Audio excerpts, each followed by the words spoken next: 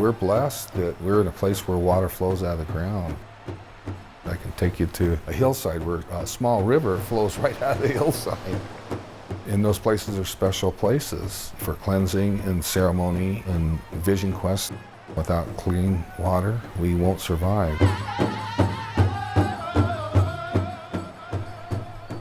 Every morning we watch the sun come up over the Elliott Forest and shines on our little piece of paradise on the edge of Haines Inlet, the northern arm of Coos Bay. Several years ago, the North Bend Airport came to us and asked us, as part of wetland mitigation, to create wildlife habitat on our property. And now we've got a lovely 13-acre area that's tidelands, new salt marsh habitat, and some coho rearing habitat. I get revitalized when I look out that window and I see that herd of elk that now has a place where it doesn't have to cross the road to get to the river for water because we've restored watershed up here. This is our sanctuary. This is our dream. This is something my husband and I have worked all of our lives to be able to have and enjoy and pass on to our children. You're listening to Holding the Thin Green Line, Part 3, Jordan Cove, a story about a massive liquid natural gas export terminal and pipeline that wouldn't die. In 2004, a company called Port Chicago proposed a facility in Coos Bay to import liquefied natural gas. Dan Sears is the conservation director with Columbia Riverkeeper in Portland, Oregon, and has been working to stop LNG projects for much of his adult life. I was working with my brother, Joe. He started a really small nonprofit in Grants Pass called Friends of Living Oregon Waters. One of our board members at the time saw this proposal in Coos Bay and sent it to Joe. We both drank a bunch of beer at a bar in Ashland and tried to figure out what could anyone do about something like this. And several beers in, we made the decision that we were going to really work on this. Joe saw that this was going to be a long fight. And I was like, well, I'm not doing anything else right now, so let's do it. In California, they had all these proposals for LNG import terminals, and citizens rose up and defeated every single one of those. Jody McCaffrey is a longtime anti-LNG activist who has lived all her life in Southern Oregon, along Coos Bay. She's the director of Citizens for Renewables, a volunteer organization that has been fighting the Jordan Cove LNG terminal for nearly 15 years. Well, then they moved up here. They were fighting in California these terminals 14 miles offshore because of the safety hazards. And I'm thinking, this is less than a mile from our airport. Why would we want this up here? People in California had actually been fighting LNG longer than we had and had a lot of knowledge that they were able to transfer north about why it was really a questionable idea. November of 2004, they filed a notice of intent with the Oregon Department of Energy. It was announced there was going to be a meeting, and I had done some research and I had had some concerns on the safety stuff. And so I went, FERC was there, the Oregon Department of Energy, and the applicant, Jordan Cove. The room was crowded. It was at the City Hall in Coos Bay. I remember Jody getting up and giving a very good presentation about some of the risks and getting interrupted and shouted down by a bunch of old white men in the room. One who I think literally said, "Jody, you're a pretty lady, but you don't know what you're talking about." And actually some people got up and left. Remember afterwards, Jody saying to me, "Oh man, that was a disaster." And a couple of us just said, "I don't think so, actually. I think those people who left were with you. They signed in." And sure enough, that night and the next day, she started getting a whole bunch of phone calls and emails from people who were hearing what was going on and were angry that people were trying to silence her. Bob Braddock, who was with Jordan Cove, told me in December of 2004, Sandia National Laboratories had come out with an analysis of these hazards, and he told me to go read that analysis and it would ease my mind. And I went and got that report, and then I started asking questions of people that could help me with some of the terms in it because I wasn't a scientist and I didn't know what those hazard codes meant. And then when I found out what they meant, that people a mile away would be at risk of second-degree burns in 30 seconds, I thought, oh my gosh, why would we want this here? When Jordan Cove first proposed their idea, they were initially implying that they would use the existing 12-inch pipeline in Coos County. Jody did the math and figured out you can't fit 1 billion cubic feet in a 12-inch line. I remember very clearly the Port Commission meeting where she called them out and said, "So tell me what's going on here. We think there's another pipeline. We're pretty sure of it." And lo and behold, a couple weeks later, the Pacific Connector was proposed. I went down to the bottom of my hill to go out my gate, and there was a white pickup truck down there trying to get in my gate. Stacy McLaughlin is a Southern Oregon landowner in Douglas County, impacted by the Pacific Connector pipeline. He informed me that he was here to do a survey on the McLaughlin property. We had not asked for any surveys of our property. And I inquired about the purpose of the survey, and he said, "Oh, we're going to be building a pipeline to bring natural gas into the community." And I said, "I don't think I know anything about this, so we'll just pass on that survey. I locked the gate and he went on his way. About a year later, there was a notice that we received in the mail from the county telling us about a hearing that was taking place regarding the pipeline. Well, we were not on the route originally. I was in the living room and I noticed there was a FedEx truck that had just pulled up to the front gate. He had one of those overnight envelopes. And so I took it from him, of course, immediately opened it up, and here was a 3 or 4 page letter from Jordan Cove. And the first sentence was, "We think you're aware by now," which we weren't, "but you are on the proposed route of the Pacific Gas Connector pipeline." Larry Mangan is a retired wildlife biologist who lives on a 100-acre ranch along Haines Inlet in the upper part of Coos Bay. You almost want to fall down when you read something like that. You read every word dozens of times. And their letter basically said, "We want to access your property, and if you don't want to sell, we will take it through eminent domain." We had never ever in our mind dreamed that something like a pipeline could be a threat. Sylia Mangan is a retired public health nurse living with her husband Larry along Haines Inlet. We denied them access. We felt like it would be an assault to our beautiful land and our dream.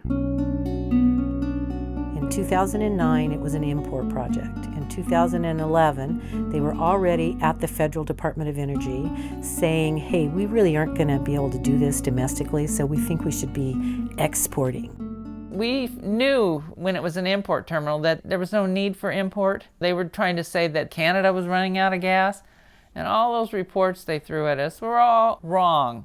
They justified it being in the public interest because it was bringing gas to Americans. Now it's an export pipeline just for them, doesn't bring gas to anybody but them, and they're wanting to still use those permits. The Pacific Connector pipeline would be 230 miles long and 36 inches wide, which is a huge transmission pipeline. It would connect to a pre-existing pipeline called the Ruby Pipeline that comes in from Wyoming. Robin Jansen is the director of Rogue Riverkeeper, a nonprofit organization focused on protecting and restoring clean water and native fish in the Rogue River Basin in southern Oregon. And would run it through southern Oregon, through the upper Rogue Basin, through Klamath, Jackson, Douglas, and Coos counties, to the coast, to Coos Bay. And Coos Bay is where the Jordan Cove liquefied natural gas facility would be built. They would supercool the gas into a liquid so that they can actually fit it onto these huge tanker ships and export it overseas. Hannah Soul is the executive director of Rogue Climate, a grassroots climate action and environmental justice organization in Jackson County in southern Oregon. The pipeline itself would go under almost 500 rivers and streams in southern Oregon. It would cross under the Klamath River, the Rogue River, the Umpqua, the Coquille, and then major parts of Coos Bay. We're at the site of the proposed crossing where the Pacific Connector pipeline would go underneath the Rogue River using what's known as horizontal directional drilling technology. Stacy Detweiler is the conservation director with Rogue Riverkeeper. The river is cold and clear, and we're surrounded by trees. They have to start hundreds of feet off the river and burrow this huge tunnel under the river through bedrock, and then they feed the pipe through it. Building a massive LNG pipeline here would have the potential to really impact the health of the river and the communities that rely upon it, largely because of the potential for what's known as a frack out. If the large drills that are used to go underneath the river fracture the bedrock, they could release chemicals and drilling contaminants into the river itself. If they try one route and it doesn't work, they don't have a plan B necessarily. You don't get to just keep trying over and over. It's like trying to give somebody a shot and you can't find the vein, and then they just end up with this giant bruise. The proposed pipeline would cross through approximately 88 different waterways in the Upper Rogue watershed. The company proposes to do what's called a dry open cut, where they trench, blast, dam, divert the waterway so that they can build the pipeline through it. And that has the potential to increase sediment, and the proposal to cut down riparian vegetation, trees, and shrubs that are next to the stream that help to keep the stream cool can actually increase temperature pollution for a lot of these waterways.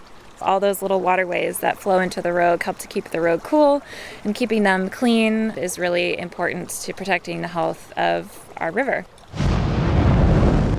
There is not a day in this country or the world where there is not a pipeline explosion. It is not if this pipeline explodes, it's when this pipeline explodes. They're not supposed to be near a large population center. They're supposed to be in an isolated area, and certainly where it's geographically sound land.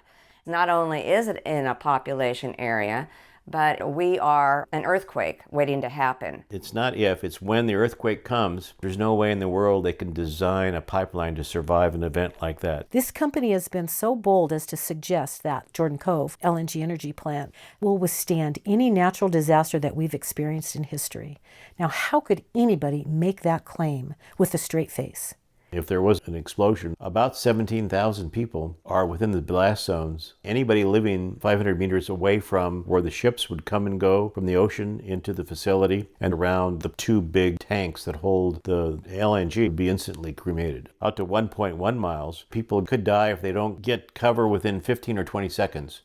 And then out to 2.2 miles, they could have serious burns. The airport is less than a mile from the facility itself. The entire college, several schools, fire department, the Coast Guard, the ones that we're expecting to be there to rescue us is within that blast zone. If it does go in, that project's not going to be there forever, 30, 35 years. Doc Slider is an elder with the Coos Lower Umpqua Usula tribes. What's going to happen at the end of this period? Who's going to be responsible for going around and cleaning up that mess? Are they going to come out and they're going to take those pipes out of their land? Are they just going to leave it and let it deteriorate? The dredging for this project would be the biggest dredging project in Oregon's recent history. Ali Rosenbluth is a campaign director with Rogue Climate. That would have huge impacts on fish in the bay. We're on the edge of Coos Bay right now. We're right next to the shipping channel. A couple hundred yards this side is where the entrance bay for the big LNG tankers is going to be excavated into that hill. The LNG tankers are about the size of an aircraft carrier. They need big slips, but even more egregious in a sense, they need deeper water than the port currently has. So all this area out in front of us, for them to even get in, is going to have to be dredged. Millions and millions of cubic yards. But even more so, there's a big turnaround basin, and that whole area is going to have to be dredged even deeper than the normal channel. Tribal people have always said when the tide goes out, the table's set. Our tribe was really quite fortunate because when the tide went out, that's when you went out and got your food. Estuaries are like nurseries. The baby crabs are there, the little fish. We have migratory birds that come through. We also have native Olympia oysters, and oysters are really important in estuaries because they keep the estuary clean for the other habitat. When I was a kid, we lived right along the bay.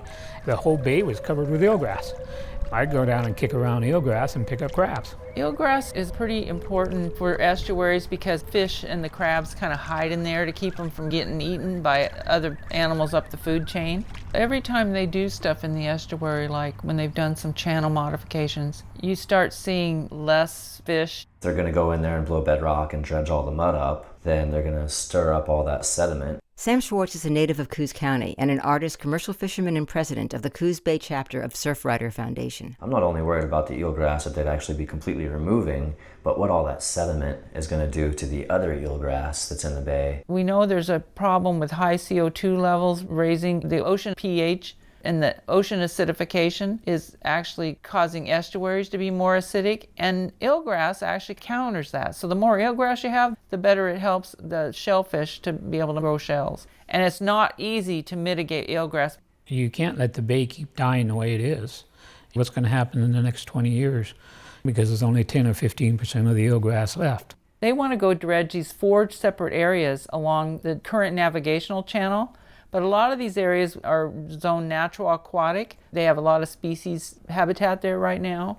Some of the areas towards the entrance of the channel are rock. So they're going to be out there blasting or cutting rock to widen that area. And once they do this, that changes the estuary, the volume, the velocity, the salinity. Coos Bay is not a traditional deep water port. I'm a commercial fishing boat owner and I'm navigating that channel all the time, and it's easy to get off track really quickly. That's just a 43-foot boat, and now we're imagining these monstrous 800 feet long boats, and their width consumes the entire depth of the channel. They're trying to put a square peg in a round hole. No matter the fact that it shouldn't go there, they're determined that they're going to do whatever it takes to put it there. The channel is not designed for these huge tankers. So their solution to that is to go gut the channel and then stand up in a meeting saying they're helping the local people. That doesn't help the fishermen and the crabbers and clammers that will probably lose their jobs in the end because of it. California and Washington said no. They have really strict coastal zone laws and big cities on the coasts, and they aren't going to allow it. Oregon doesn't have those strong coastal zone laws. I think because we were a rural community, probably not highly educated, and they thought it'd be an easy sell. They're paying off all of our local officials. They've created booster clubs here in our community. It's really created a ton of division within our community. They also see that some of our counties are kind of depressed. We do need jobs, and so they think they can come in and give us a bunch of empty promises and glossy mailers and TV ads that just look awesome and dangle this carrot out in front of people. They just see this as like the weak spot on the map where they're going to get to do whatever they want. And we've seen that they haven't been able to. We started winning on a few issues in the land use. Once we realized, oh, here's the code and they don't meet it, then Jordan Cove has come in here with their lawyers and they've changed the code. And all you have to do is just go plop money down at the county and you can change the code. They managed to get the people they want elected, and those people are the decision makers, and they approve the code changes. Jordan Cove and Pacific Connector intervene on behalf of the county, so they are their legal defense. You have just regular old citizens out there trying to be heard up against these big law firms out of Portland or San Francisco. The rural communities like ours don't have the means to fight these mammoth people. They've got all this unlimited amount of money, and we're sitting here pulling money out of our household budgets to try to counter them. We stopped them on a few permits, but there's so many they're throwing at us. It's overwhelming, and that's the game. Throw as much as you can and hope something sticks. It was unbelievable to me, the arguments that they come up with, that they just get away with, because unless you challenge them, they just get to run ramshot over the local folks. When you go to hearings, they bring in their consultants and their lawyers and stuff, and they spin the code to make it say something it really doesn't say. They've decided now, just don't put any information and just see what issues people raise, and then only respond to the stuff that's raised. And then if we don't raise it, they get the permit because people didn't realize they didn't meet this criteria over here. After 15 years of dealing with this, there is a very organized group of people that stay in touch. The folks in rural Oregon that come from all different backgrounds, different belief systems and values, have been able to find a way to work together when they've found this shared and common purpose to stop the Pacific Connector gas pipeline and Jordan Cove.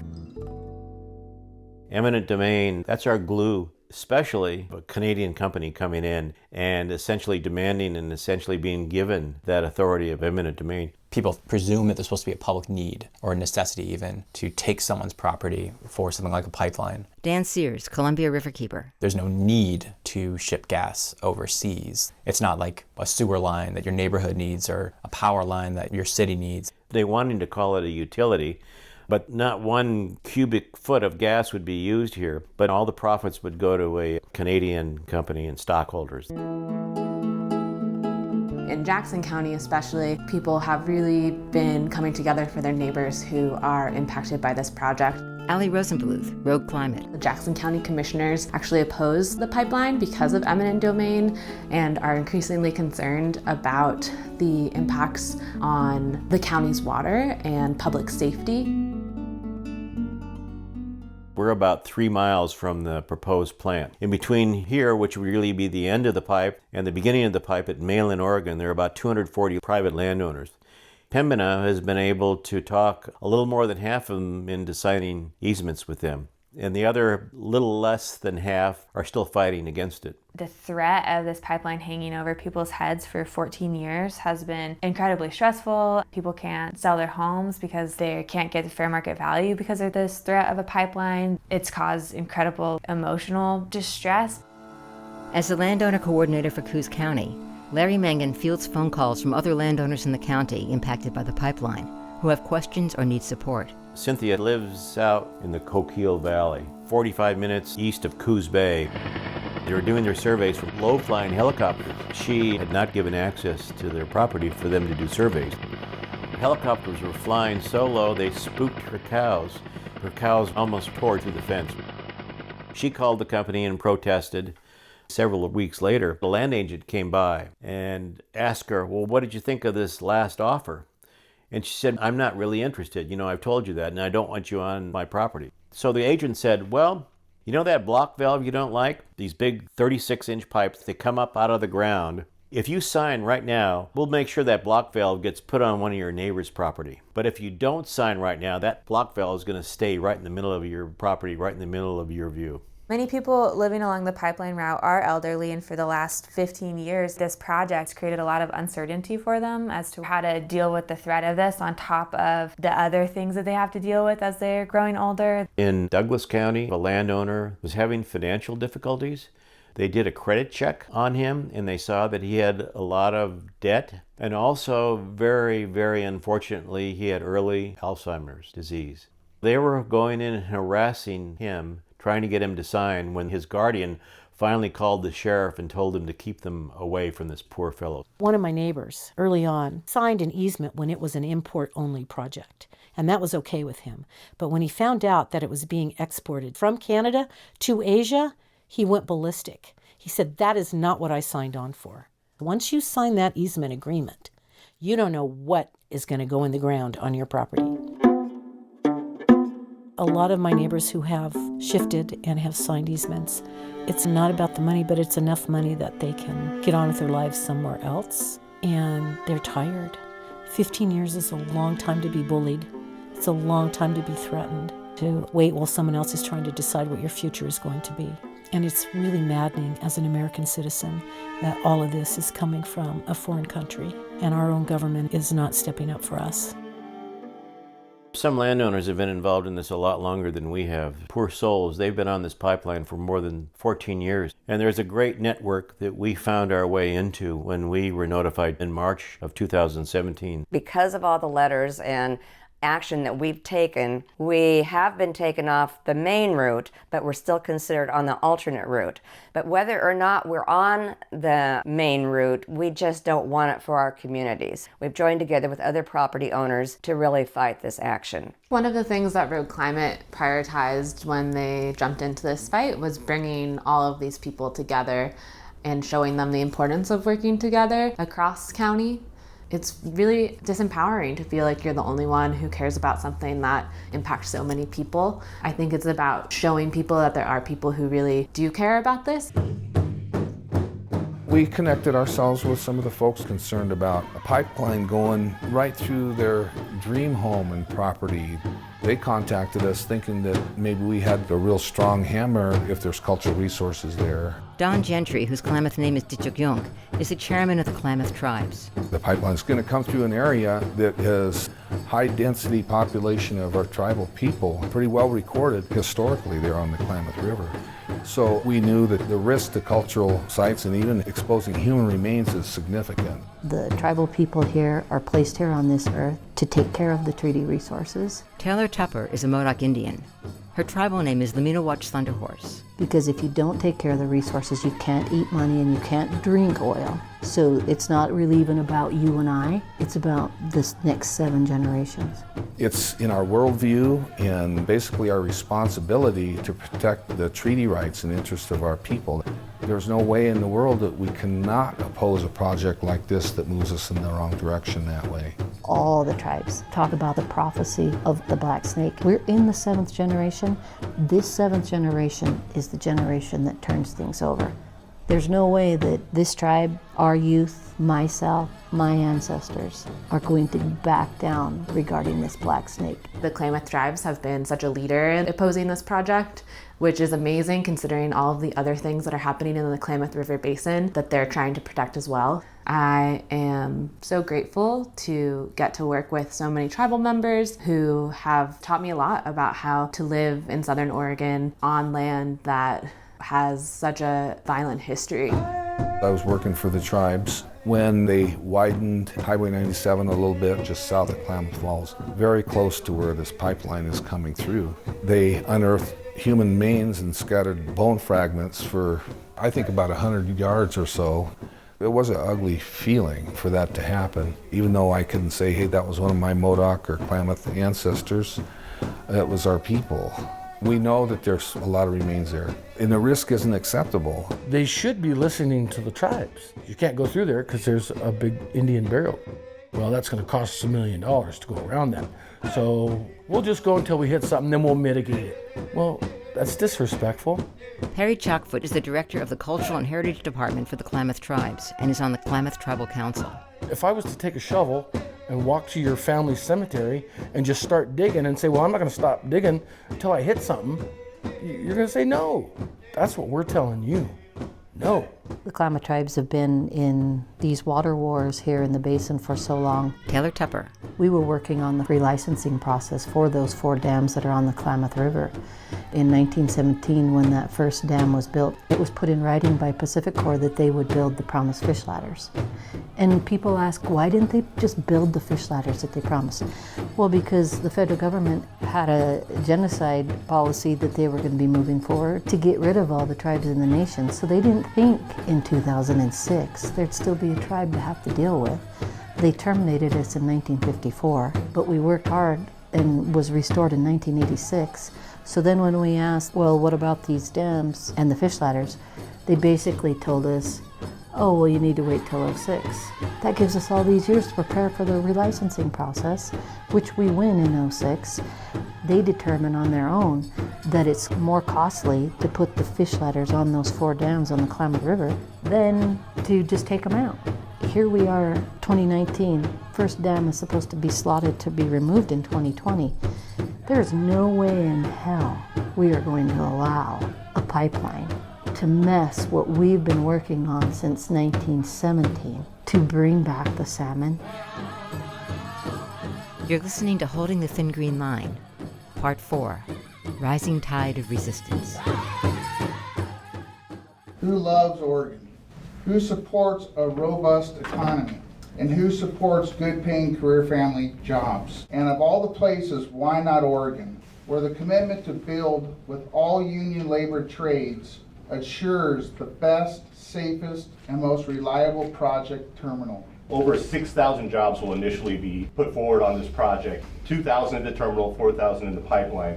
180 people at the LNG terminal will have long-term jobs in Coos Bay. They make it sound like they're going to go to the residents of Coos County, but they have trained staff that come from other areas. Sylia Mangan, Coos County landowner impacted by the pipeline. The local people that might be hired eventually when the whole project is finished, it's about 150 people. This facility will sit right next to a Dunes National Recreation Area. Thousands of people come and use that. Jody McCaffrey, Citizens for Renewables in Coos Bay. All those people buy gas, they shop in our stores. We haven't overdeveloped our coastline. You can do a lot of cool things here that you just can't do other places. And millions of dollars every year come into our area from the tourism industry. People don't come down here to see huge LNG tankers. Larry Mangan, Coos County landowner impacted by the pipeline. Huge stadium-sized tanks on their previously unspoiled coastline. You're going to impact spawning grounds. That means you're going to impact the fishing industry. You know, they're talking jobs. You're going to lose jobs. People that work in growing oysters and clammers and crabbers and fishermen, this is their livelihood down here. They're only going to be able to bring those ships in at high tide. And that's when most of the people go out crabbing. Doc Slider, Coos Lower Umpquass Usula elder. And so they're going to close down the bay right in the top time of crabbing. Our bay is very narrow, and the safety and security zone around these tankers is quite large. Once you start kicking recreational boaters out of the bay, people will go somewhere else. Jordan Cove has been spending tens of millions of dollars in our community to try to promote this project. Hannah Soul, Rogue Climate. To say that they're protecting the environment, they are protecting coho, salmon. We started getting these, what we call them, giant Hallmark cards. There are these beautiful scenes of Oregon. Pembina saying, this is what's important to us too. And it talks about how great Jordan Cove is going to be. I can't get on my computer to check my email with getting this pop-up talking about how wonderful Jordan Cove is. It just turns my stomach that people can try to make this sound like it's a good thing when I know it's not. We have huge one-page ads in the newspapers that come out saying how great Jordan Cove is. They're spending millions of dollars because they know they don't have public support. In fact, our landowners pulled all the districts from Portland all the way down to Medford, and all of Oregon is against the pipeline, some as much as 70%. Even Coos County was against it, which arguably is most likely to get 150 jobs. They can keep spending their $10 million a month. Taylor Tupper. And they can hire so-called tribal liaisons for economic development. And they can put on every station their propaganda. Their commercials are lies. They're not talking about 485 waterways that they're looking to ruin in the state of Oregon. They don't talk about how they want to ruin the clean air quality in the state of Oregon. They say that they're our friends, but do you think that we don't understand that the devil is good looking?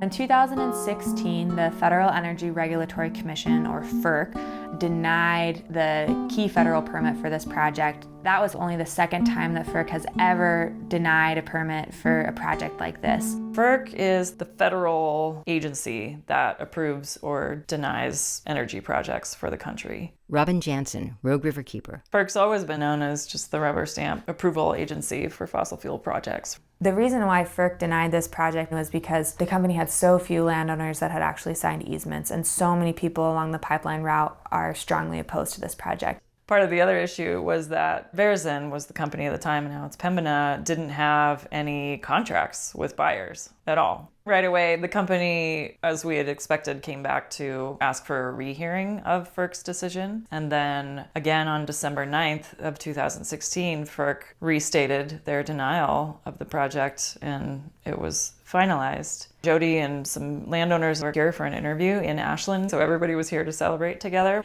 But I think everybody also didn't trust it and was kind of waiting for the shoe to drop. The unfortunate part is Donald Trump was elected president in the middle of all of it. Dan Sears, Columbia Riverkeeper. His lead economic advisor at the time was Gary Cohn, and Gary Cohn called Jordan Cove one of the biggest economic priorities for the Trump administration. 3 days later, the company put out a press release saying they were going to reapply in January after the inauguration of President Trump. There's a lot of concern about the Trump administration trying to rewrite the rules in ways that make it more difficult for states to have a clear decision on these big pipeline projects.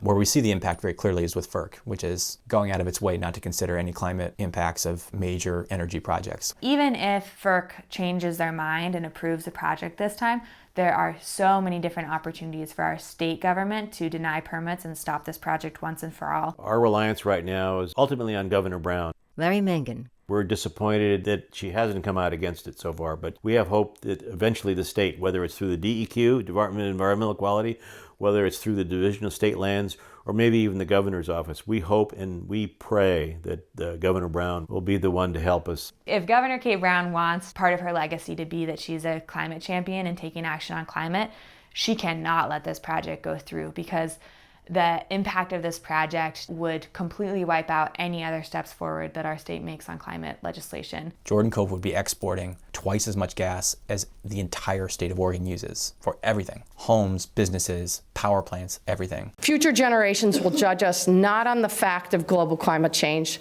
but what we've done to tackle it. Oregon Governor Kate Brown speaking at the state capitol on June 20th, 2019. It's critically important that we take action, and that we take action now. I see our governor trying in other realms to be more of that environmental voice for the state, and I'm just really hopeful that she's just playing it cool right now and that she interjects her power with the state agencies and helps make the right decision. Another state agency that's really important in this fight is the Department of State Lands, which reviews and approves or denies what's known as a removal fill permit. Stacy Detweiler, Rogue Riverkeeper. And they're really looking at impacts to our waterways, impacts to navigation and recreation, any activities where the company is proposing to fill in wetlands, dredge out Coos Bay. We are going to sing a song. Pull out your song sheet, and the song goes like this. I'll sing it once, and then we'll all sing it together. Are you ready? People gonna rise like the water. We're gonna shut this pipeline down. I hear the voice of my great-grandchild saying, keep it in the ground. One more time. The hearings are a really exciting time for us because it's a opportunity for everybody to get together and hear from their neighbors. The last round we did this, 200 people showed up, which is a really big turnout for Jackson County. This time there were over 1,800 people there. It was at the Jackson County Expo. The interstate was backed up with cars waiting to get off the freeway. A lot of people texted me, Allie, I can't make it to the hearing. There's a traffic jam into the expo. And I was just like, no, come, like, we want you here. We had no idea that many people would show up. The line to get into the room that only held 700 people stretched all the way around the block. My heart just swells and my whole body gets shivers because it shows how effective this campaign has been and how people are really sick of this project and they don't want to see it happen. When people finally got into the hearing room, it was a sea of people wearing red t-shirts. All different types of people came to raise their voices. There were ranchers, tribal members, youth, health professionals, fishing guides, there were firefighters. People would get up and read their testimony, and a lot of folks would ask, who here opposes this project? And you just see 90% of the hands in the room go up in the air. How's everybody doing today? Outside of the hearing room, in a separate room, we had a big rally beforehand that was led by youth in our community. We wanted to get people excited, give an opportunity for press to ask questions to folks who are impacted by the project in many, many ways, and also meet people in your community who have similar concerns as you, because that's how we build that network and that support that people need to be able to continue fighting this project for so many years. Jordan Cove, Jordan Cove, Jordan Cove, Jordan Cove. I'm begging for you, please don't take this land. Jordan Cove, Jordan Cove, Jordan Cove, Jordan Cove. Please don't take it just because you can. Thank you all for coming out to stop the Jordan Cove LNG export terminal and Pacific Connector pipeline. We have hundreds of community members here in Coos Bay and the surrounding areas out today. And I hope that everyone has a great evening here together, stopping the Jordan Cove LNG project and Pacific Connector pipeline. The Department of State Lands hearing in January in Coos Bay was also like really, really powerful because so many people in that community use the bay on a regular basis and know so much about it. I'm here to surf and to protect. I'm chair of Surfrider Foundation. I also own a commercial fishing boat. We did a little recreational crabbing, and the best crabs that we caught were right there where the Jordan Cove terminal would be, where they want to put these tankers. We live here, we eat the stuff that comes out of the water. It's a very precious ecosystem. And it's already stressed out. It's time to change our patterns as human beings on this planet. It all starts here. It all starts now with denying this permit. It was great to see all the red shirts and people that I hadn't seen in years. Jody McCaffrey. I think they got like 50,000 comments. Unbelievable. What was really unusual is DSL sent a letter back to Pembina and says, here are some areas that we found that were inconsistent, inaccurate, needed more information. And they sent along about 18 comment submissions from individuals, kind of a laundry list of folks we've been working with. And they said, rather than Department of State Lands, DSL, picking out the issues, they just answer these whole 40, 50, 60-page submissions that people put in. And from what I understand, that was unheard of. It's never been done before. Hey, hey, ho, ho, LNG has got to go. Hey, hey, ho, ho, woo, LNG has got to go. In Klamath County, it was really an incredible turnout as well, especially for the size of that community.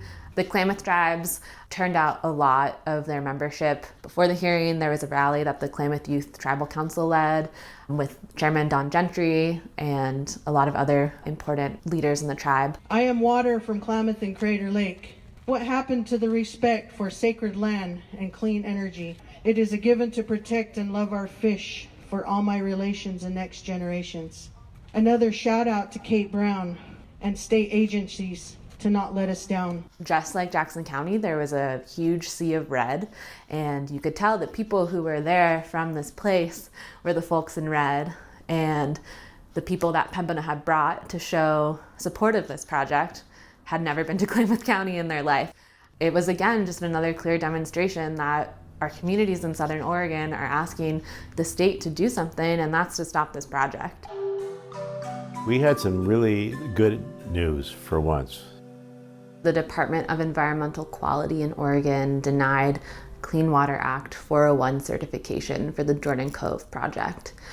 This is one of the permits that Pembina can't build this project without. When the state made this decision, they also issued about 200 pages of all of the places in which this project would degrade Oregon's waterways. It was like too good to be true. But then, as soon as you get that good news, and there's certainly cause for celebration, you don't want to jinx it by dancing too much because there's still a lot of other things that could happen. The state is giving an opportunity for the company to reapply for this permit. So our communities have to fight it yet again once that new application comes in. Right now, it sounds like Pembina is going to reapply for that 401 permit. But also at the same time, Pembina is trying to sell 40 to 60% of this project to somebody else. They have reduced their spending to $50 million a year, which was really a significant drop compared to what they've been spending the past year.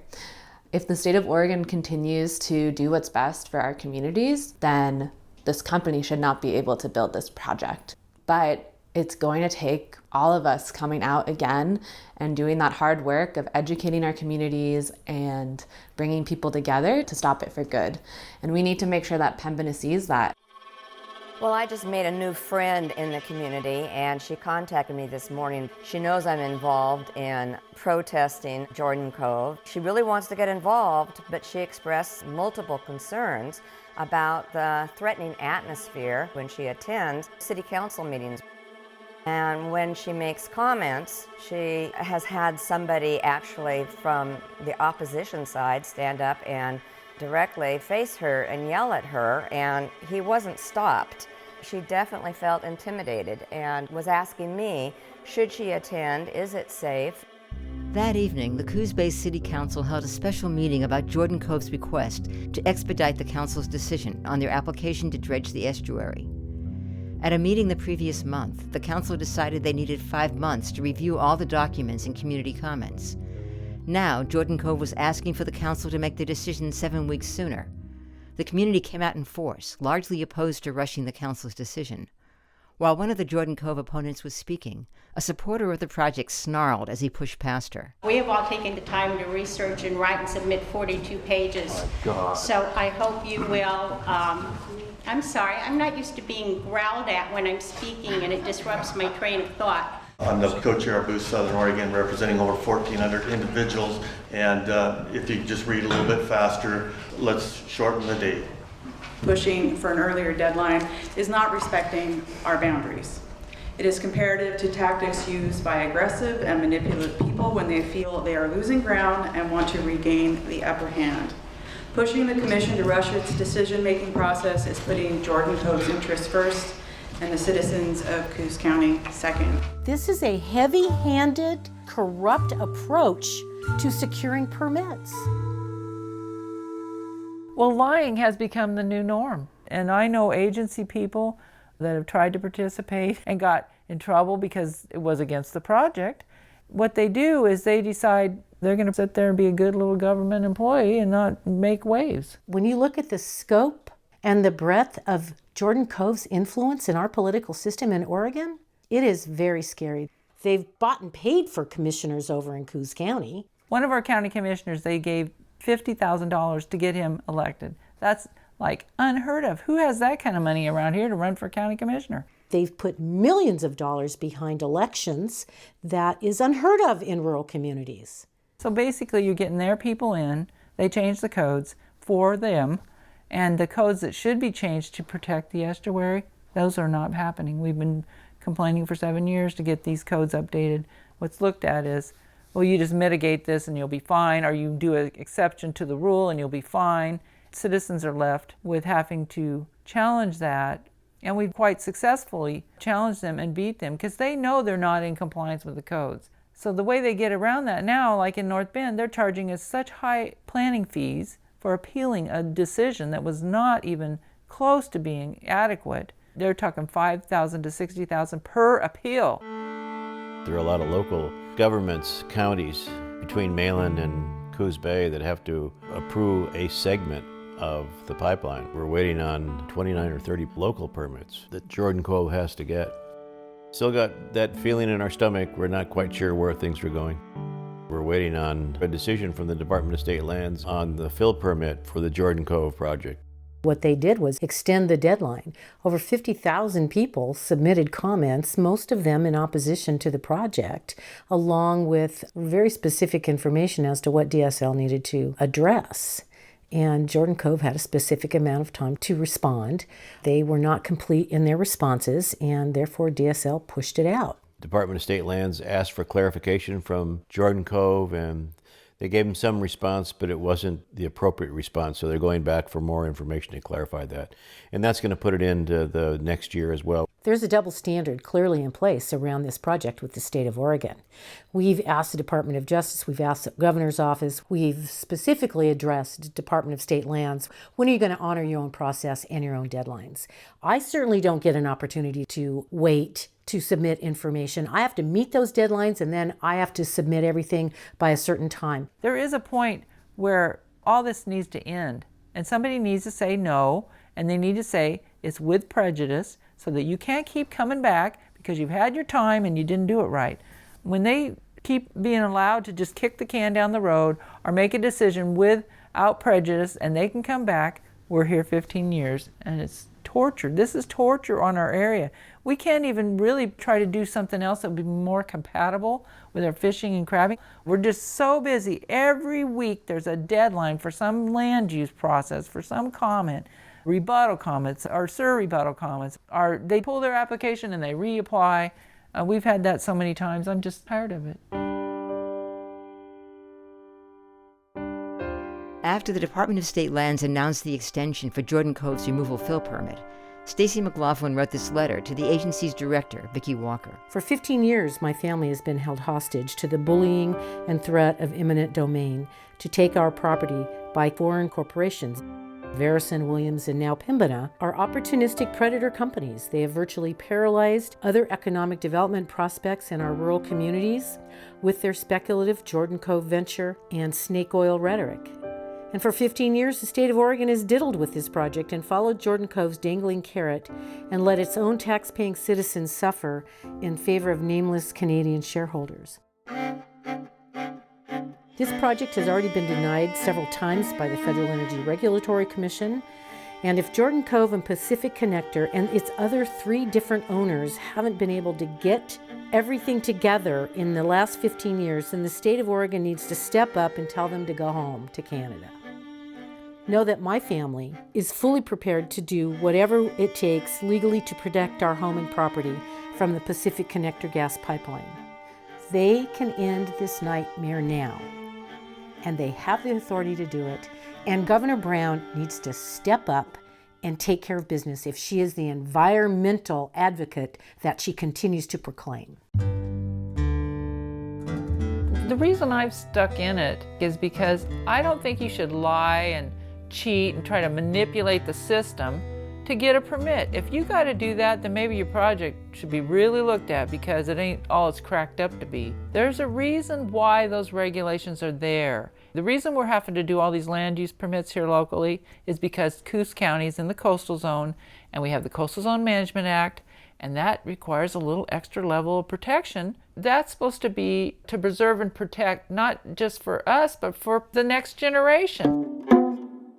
Jody has fought long and hard, and she's held it together, and our community owes her a whole lot of gratitude. And there's a whole bunch of younger families, younger entrepreneurs.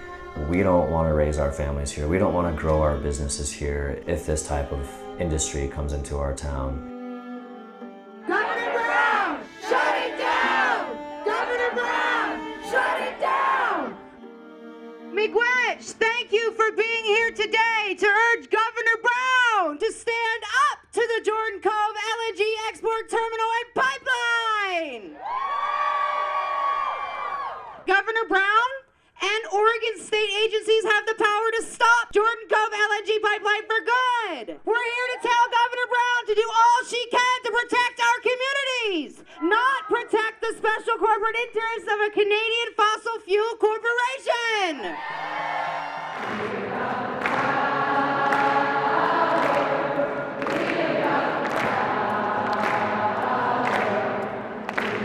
In November 2019, hundreds of Jordan Cove opponents gathered at the Oregon State Capitol to call on Governor Brown to finally take a stand against Jordan Cove LNG. After a rally, the protesters poured into the Capitol building, filling the echoing rotunda with song. Meanwhile, 85 impacted landowners, tribal members, and their supporters staged a sit-in in the governor's office, refusing to leave until the governor publicly opposed the Jordan Cove LNG export terminal and Pacific Connector gas pipeline. Several hours later, Governor Brown came in to speak to the protesters for 10 minutes and answer some of their questions, but she refused to take a stand. An hour later, 21 protesters were arrested.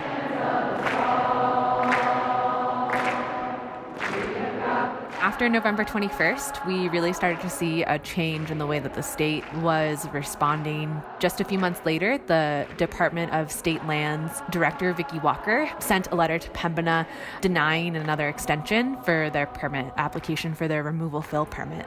Knowing that they were set to be denied by the state of Oregon, they decided to withdraw their permit application completely. The eve that the Federal Energy Regulatory Commission was first supposed to make their decision on the Jordan Cove LNG export project, the Department of Land Conservation and Development, another Oregon state agency, denied the coastal zone permit for Jordan Cove LNG. That was a very strong denial to see from the state of Oregon, because we could see that the state of Oregon was making their position clear before the federal government made their decision. Governor Brown has been very adamant about the fact that the state of Oregon is going to protect the state of Oregon around all of its right for permits and approvals.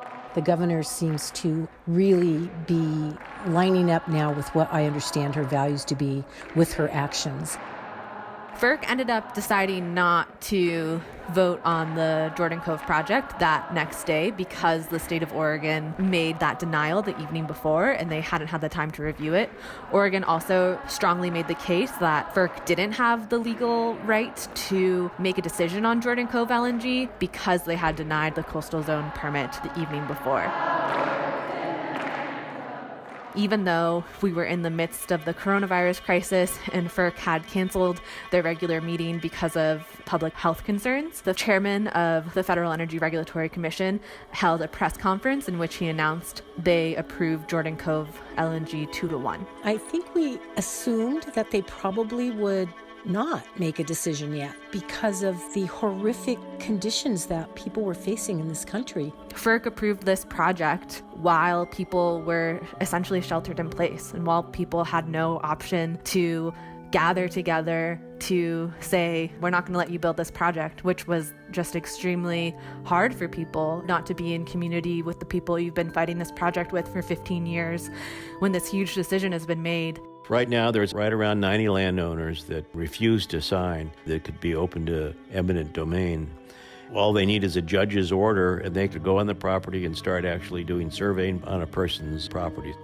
Do you want people from out of the area, unknown, on your property that they may or may not be carrying the virus? 30 days after the FERC approval, the Klamath tribes, about 30 landowners, and over 25 organizations across the region joined in a rehearing request to demand FERC rehear their decision on Jordan Cove LNG, arguing that this project is not in the public interest and that it should be denied. Our coalition rehearing request also joined a rehearing request from the state of Oregon, the Cow Creek Band of Umpqua tribes of Indians, and also the Confederated tribes of the Coos, Lower Umpqua, and Siuslaw. What's interesting is that the company behind this project also filed a rehearing request on their own approval. What Pembina is doing, rather than try to comply with the coastal zone management area requirements, they're just saying, okay, we have a really sympathetic administration in the Trump administration, so let's just bypass that.